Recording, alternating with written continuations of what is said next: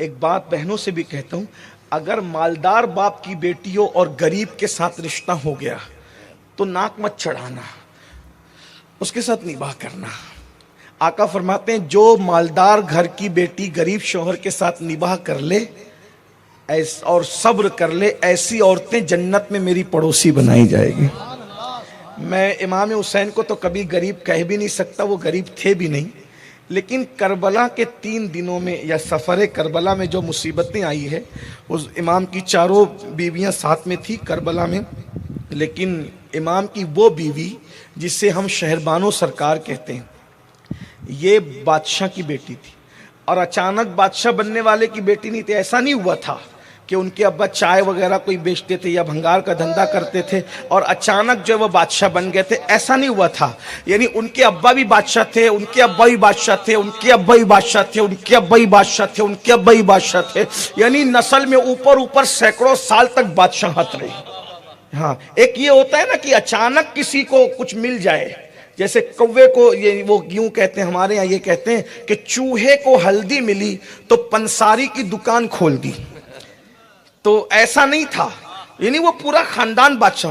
تو اب جو لوگ اوپر سے بہت مالدار آتے ہیں نا، یعنی جو سونے کا چمچہ لے کر کے پیدا ہوتے ہیں، ان کے مزاج بڑے نازک ہوتے ہیں، لیکن شہربانو باپ بادشاہ، دادا بادشاہ، پر دادا بادشاہ، لکڑ دادا بادشاہ، دکڑ دادا بادشاہ، پکڑ دادا بادشاہ، یہ سب بادشاہوں کی بیٹی تھی، لیکن کربلا میں بیویوں میں سب سے زیادہ جس نے سپورٹ کیا تھا اسی کو شہربانو کہتے ہیں۔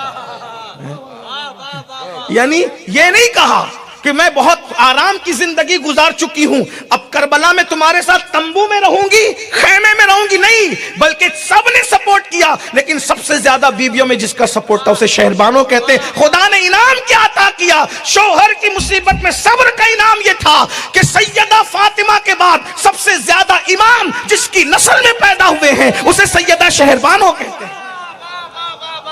سبحان اللہ۔ جتنے گوش شہربانو کی نسل میں ہے سیدہ فاطمہ کے بعد، اتنے گوش کسی کی نسل میں نہیں۔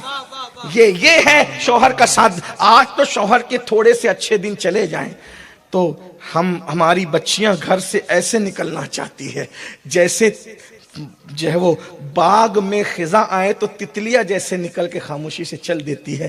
اس طریقے سے یاد رکھنا، شوہر کے ساتھ نباہ کرنا، کیونکہ ہمارے یہاں نکاح کا مطلب کیا ہے؟ نکاح کا مطلب یہ ہے کہ زندگی کا ساتھی بنے۔ اور ایک بات بتاؤں، ہمارے یہاں جنم تو نہیں ہے، ایک ہی جنم ہے، لیکن ہمارے یہاں جو بیوی ہے، بیوی، توجہ کرنا، جنم ہمارے یہاں ایک ہی جنم ہے، لیکن بیوی وہ ہے اگر وہ شوہر کے ساتھ وفا کر لے تو دنیا میں بھی ساتھ رہے گی اور جنت میں بھی ساتھ رہے گی۔ اب آپ سے پوچھنا چاہتا ہوں کہ جنت میں جو بیوی ساتھی بن جائے، جو بیوی جنت میں، تو جنت تو کبھی ختم ہی نہیں ہونا ہے، جنت کی زندگی کبھی ختم ہی نہیں ہونا ہے۔ اس لیے بیویوں کو چاہیے کہ وفا کرے اپنے شوہر، اور شوہروں کو بھی چاہیے کہ بیویوں کے ساتھ وفا کریں۔ آج کل کے شوہر لوگ کیا ہے پتہ ہے؟ ایک بچہ 2 بچہ ہو گیا، میں حیا کے پردے میں بات رکھ رہا ہوں، لیکن رکھوں گا ضرور، کیونکہ ڈاکٹر کا کام ہی ہوتا ہے وہی دوا دینا۔ ڈاکٹر نہ اپنی پسند کی دوا دیتا ہے نہ مریض کی پسند کی دیتا ہے، ڈاکٹر ضرورت کی دوا دیتا ہے۔ میری حیثیت آپ کے ڈاکٹر کی سی ہے، تو اس لیے مجھے معاف کیجیے گا اگر برا لگے تو، لیکن 1-2 بچے ہو جاتے ہیں جی بھر جاتا ہے، ادھر جھانک رہا ہے ادھر تاک رہا ہے، اس سے ناجائز تعلق، اس پڑوسن سے، اس بھابھی سے، اس سے، یہ اسے سب کرنا، یہ حرام ہے۔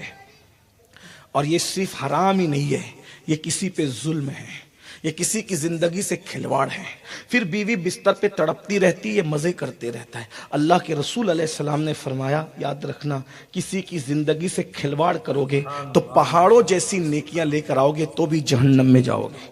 کچھ تو ایسے ہوتے کہ 1-2 بچہ 5-10 سال گزرنے کے بعد بدل دو یار، طلاق دے دو، عورت تو پیر کی جوتی ہے۔ عورت پیر کی جوتی کبھی نہیں ہے۔ اسلام نے عورت کو پسلی قرار دیا ہے، بائیں پسلی، دل کے قریب کی پسلی۔ یاد رکھنا، سب سے کمزور ہڈی پورے جسم میں پسلی کی ہوتی ہے، پسلی سے کمزور ہڈی کوئی نہیں ہوتی، لیکن سب سے زیادہ بڑا کام اگر کوئی کرتا ہے تو وہ پسلی کی ہڈیاں ہی کرتی ہے۔ کیا کرتی ہے پتہ ہے؟ پسلی کی ہڈیوں کا پنجرا دل کی حفاظت کرتا ہے۔ اس سے پتہ چلا عورت کمزور ضرور ہے، لیکن جیسے دل کی حفاظت پسلیاں کرتی ہے، ویسے پورے معاشرے کی حفاظت کرنے کا کام اللہ نے عورت کو سونپا ہے۔ طلاق دے دو یہ کہتے لوگ، یاد رکھنا، کسی کی بد دعا انسان کو تحت الثری تک لے جاتی ہے، اور کسی کی دعا انسان کو عرش اعظم پر اٹھاتی ہے۔ اس لیے یہ جو آج نوجوانوں میں نا پسند نہیں ہے، تو آپ نے پہلے نہیں دیکھا تھا؟ اب آپ کو شادی کے بعد سمجھ میں آتا ہے پسند نہیں ہے؟ زندگی گزارنے کے بعد اللہ کے رسول علیہ السلام نے فرمایا جس نے چڑیا کی زندگی سے کھیلا ہوگا، فقی لکھتے ہیں یہ حدیث فقی نے لکھا ہے، کیا قیامت کے دن چڑیا جب اللہ کی بارگاہ میں، چھٹاک بھر کی چڑیا اللہ کی بارگاہ میں فریاد کرے گی، مولا اس نے میری زندگی کو تباہ کیا تھا، اس کی فریاد بجلی کی کڑک کی طرح ہوگی، بجلی کی کڑک کی طرح، اور اللہ فرمائے گا آج ہر ایک کو انصاف دیا جائے گا، ایک چڑیا کی فریاد پر ایک پہاڑوں جیسی نیکیوں والوں کو منہ کے بل گھسیٹتے ہوئے جہنم میں ڈالا جائے گا۔ آج یہ بات بہت ہے، شادی کے بعد لڑکیاں کہتی مجھے لڑکا پسند نہیں ہے، لڑکا کہتا ہے مجھے لڑکی پسند نہیں ہے۔ یاد رکھیے آپ نے پہلے نہیں دیکھا تھا۔ آپ کہہ رہے ہیں ہم تو مہر بھی دے دیں گے اور اتنی رقم دے دیں گے، اتنی توڑی کر لیں گے، یاد رکھنا رقم سے ہر چیز کو نہیں تولا جا سکتا۔ لاکھوں روپیہ دو گے، کیا اس کا لوٹا ہوا شباب بھی اس کو لوٹا سکو گے؟ یہ شباب بازار میں ملتا ہے نہیں، یاد رکھنا کسی کے ساتھ کیا ہوا ظلم نسلوں کو تکلیف پہنچاتا ہے۔